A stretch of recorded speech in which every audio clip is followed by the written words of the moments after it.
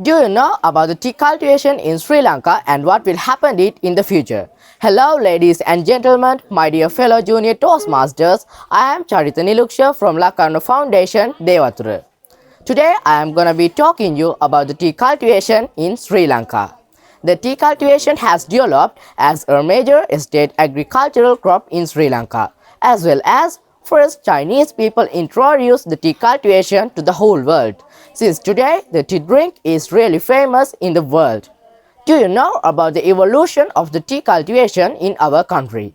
A British national came to Sri Lanka called James Taylor, and he wanted to cultivate a long-lasting, economically important crop in our country. Then he thought about the tea cultivation and he wanted to cultivate it in Sri Lanka. Then he studied about the tea cultivation in 1865. As a result, he initiated the tea cultivation in our country 1867. In that time, the coffee cultivation was in Sri Lanka, but it was not really famous because there was no enough necessary factors to the coffee cultivation in Sri Lanka. And Sri Lankans were unable to get benefits than they thought through the coffee cultivation. The coffee cultivation faced to a fungal diseases. Then it was degenerated. After that, some of Sri Lankans cultivated tea, so they were able to get many benefits than they thought. So Sri Lankans stopped cultivating coffee and they started to cultivate tea in Sri Lanka. The tea cultivation propagated in Sri Lanka rapidly because the tea cultivation was the best cultivation in high mountain areas because there was distant temperature, distant rainfall and low laterite soil in Sri Lanka. And Sri Lankans cultivated tea as a commercial crop. So Sri Lanka was the best tea producer in the world 1965. As a result, most of Middle East countries import Sri Lankan tea, and Sri Lanka produces tea to the market as tea dust, tea cubes and green tea.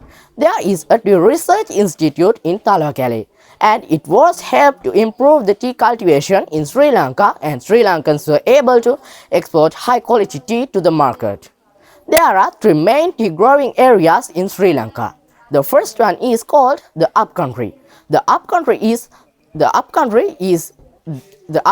called lands higher than 1,200 meters. An example, Nuwara. Nuwara is the largest tea growing district in Sri Lanka. The second one is called mid-country. The mid-country is called lands higher between 102,000 meters and 610 meters. The third one is called the low country. The low country is called land less than 610 meters.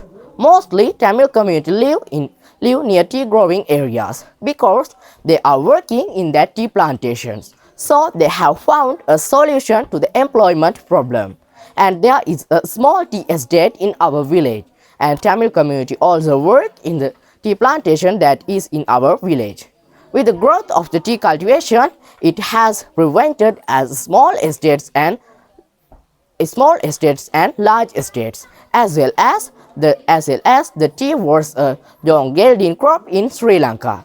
A great pleasure that the tea cultivation bring foreign exchange to the country, so it affects to develop the economy of the country directly. Unfortunately, since today the tea cultivation is degenerating in Sri Lanka day by day, so the government should take a look at about it.